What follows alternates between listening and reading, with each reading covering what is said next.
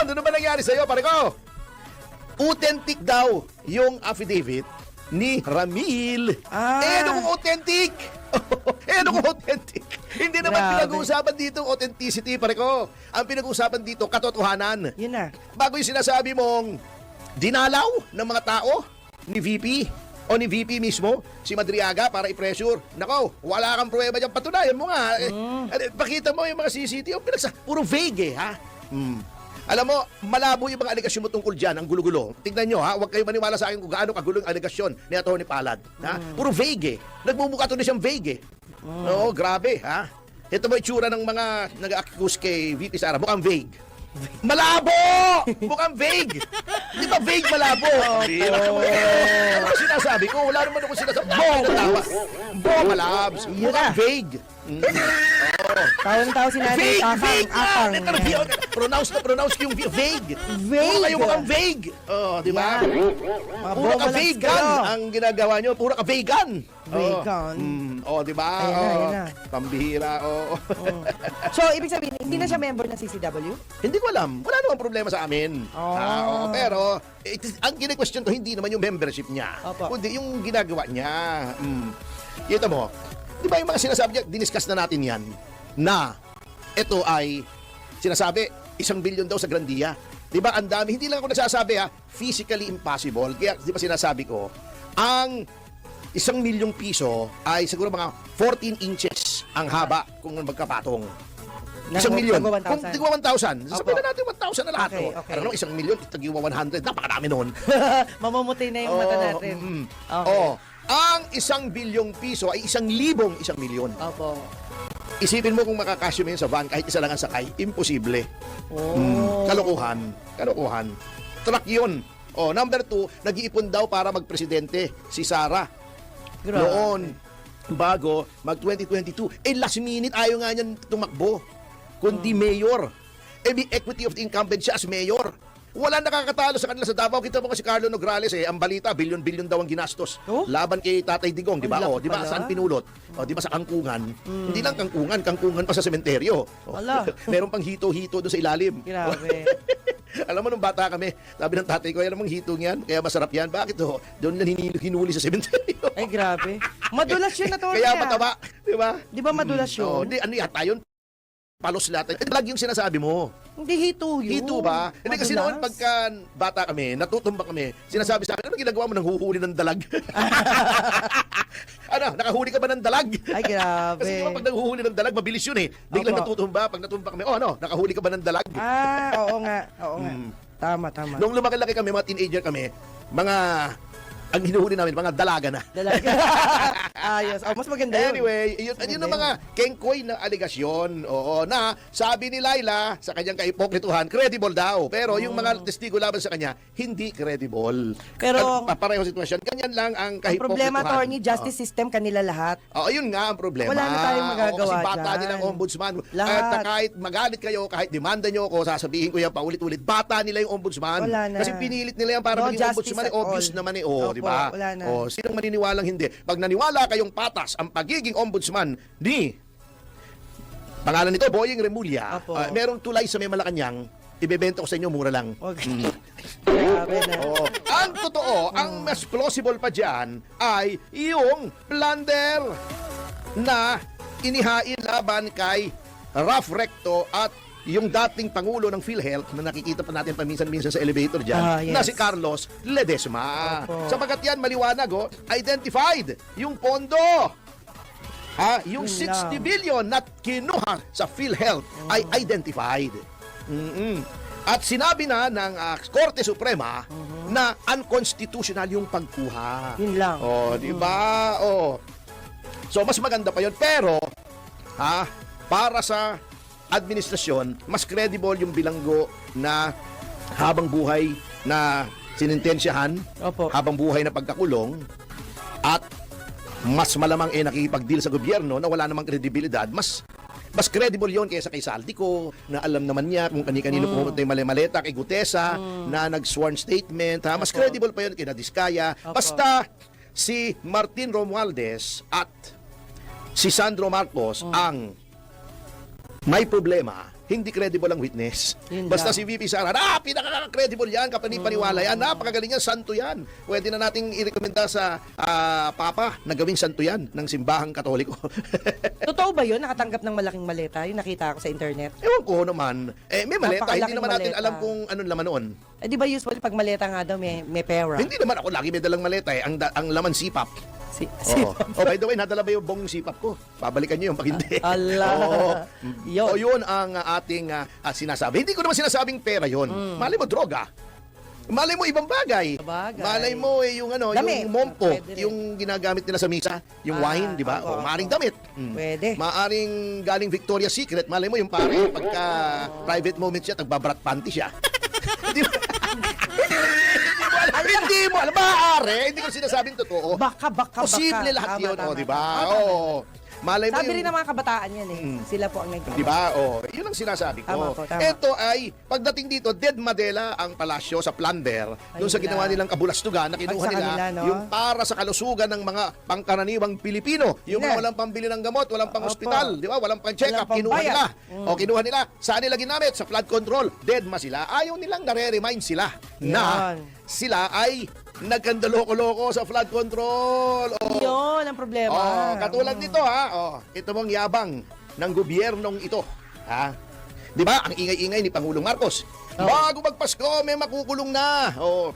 O bago sabi pa, nung December 19, 4 days ago, sabi ni Interior and Local Government Secretary Jan Vic Remulla, may makukulong na kongresista bago magpasko. Oh. Di ba yun ang pangako nila bago magpasko, may makukulong na kasama nina Sara and Curly Discaya. 2 days na lang eh.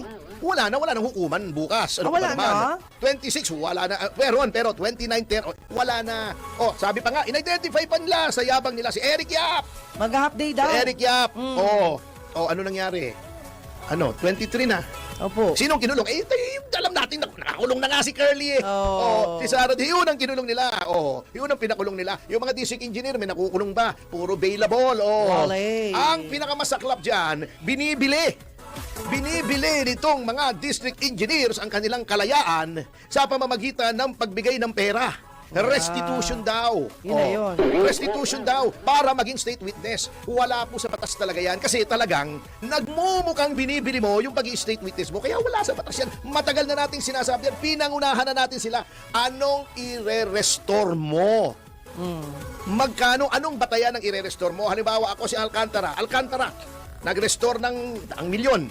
Sapat na ba yun? Magkano ba kinita mo? Pag-restore ng ninakaw, Opo. lahat ng ninakaw mo, i-restore mo. Otherwise, kung may natira, naka-11 ka. Di ba? Kailangan Nakinabang ka sa walang ill-gotten matitira. wealth. That is contrary to public Ayun. policy. Contrary to public policy. Yung usapan yan ay null and void yan. Under contract law.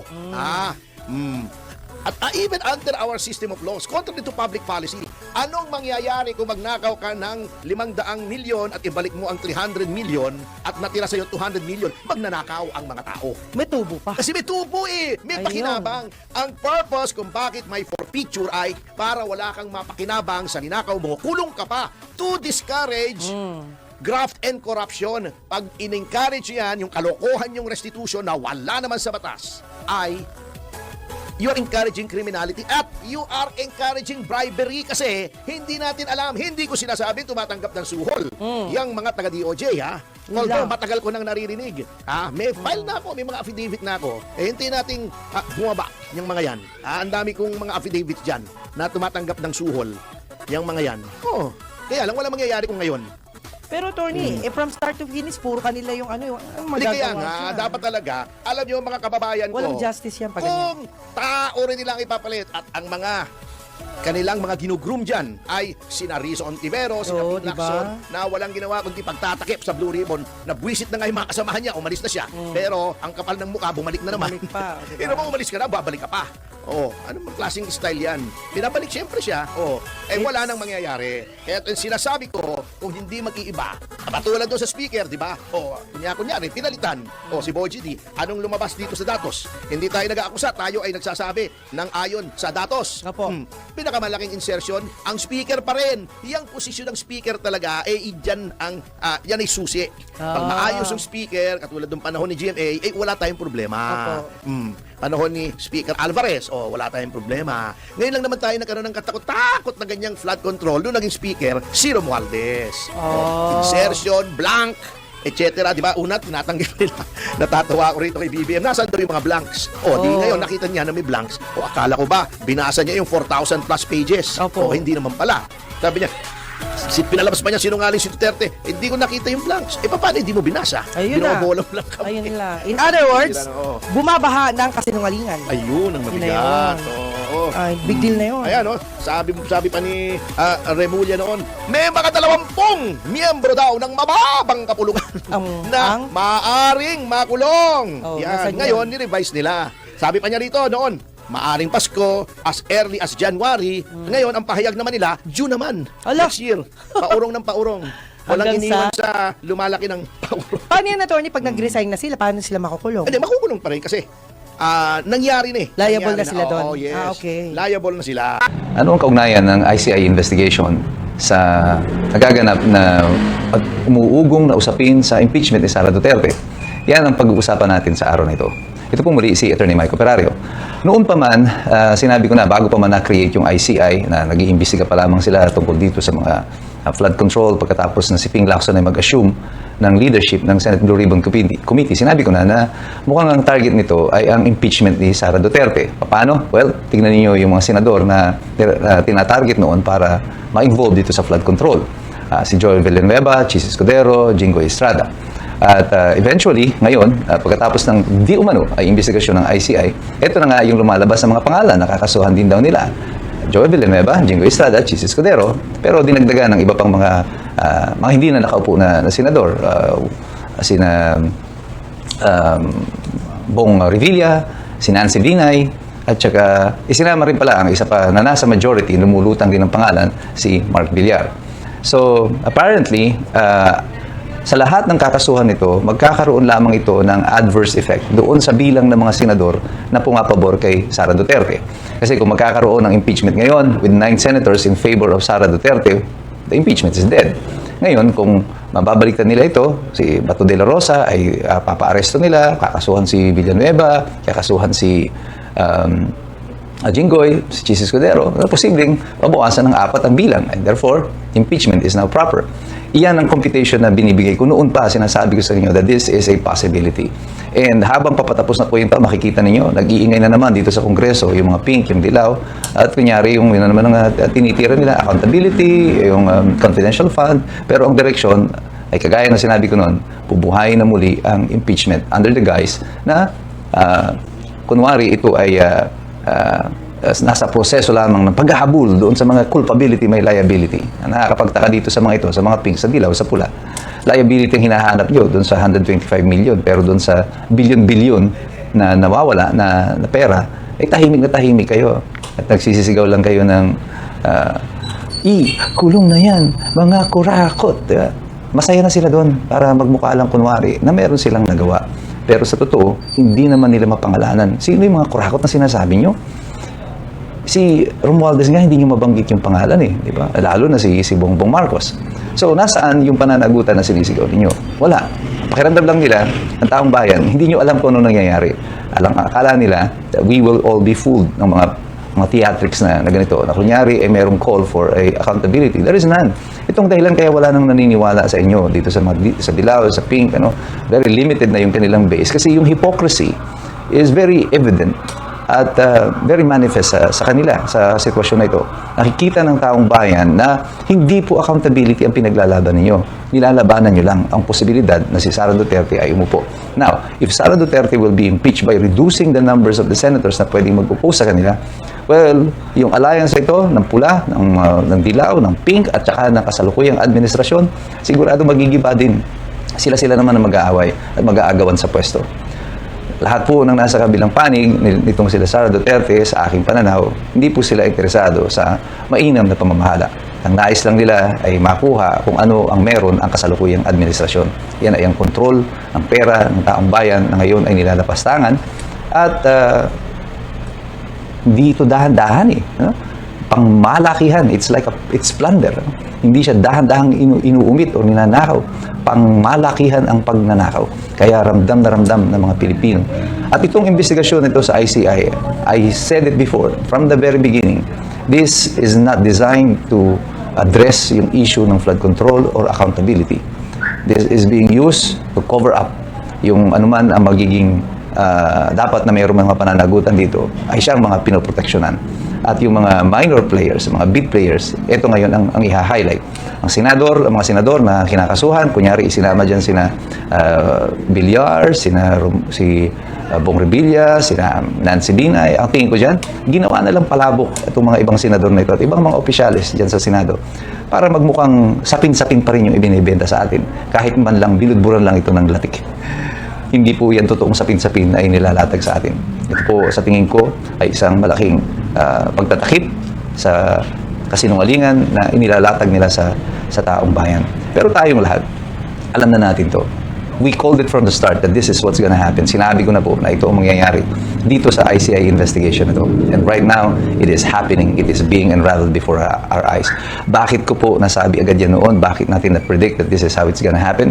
Dahil po itong mga nasa administrasyon sa kasalukuyan, they are not really geniuses. No? They are so predictable. Simpleng-simple at payak yung kanilang mga pag-i-strategize. Alam na alam mo agad kung saan papunta yung kanilang mga ginagawa. At lahat ng direksyon na pupuntahan ng kanilang mga ginagawa ay hindi po mabuti sa taong bayan. And that is why tayo po na naririto sa kabilang hanay, opposite to the government at the moment, tayo po dapat patuloy na nagpa-participate. Hindi po totoo na kapag yung social media lang mga ginagamit natin na platform ay wala po itong impluensya, wala po itong dagok. All over the world, the social media influence on policy making has been made manifest. Dito lang sa Pilipinas bakit ba nagdeklararo ng presidente, sinabi niya yung mga kasama niya, mahiya naman kayo. Wala pa namang mga kaso na naisampan, wala pang rallying nagaganap, puro baha pa lang. It's because of the influence of social media. People are now gathering through social media. Kaya tayo pong lahat, we participate in all of the discussions. Mag-engage po tayo sa lahat ng diskurso na nakakaapekto sa ating bayang Pilipinas. Sa pamamagitan po niyan ay nagkakaroon tayo ng salita, ng say sa mga pulisiya na inimplementa at dapat baguhin sa ating lipunan. Pero sa ating pakikialam na yan, dapat po patuloy tayong nagsisipag-aral sapagkat mahirap makialam ang taong walang alam. God bless you. God bless us all.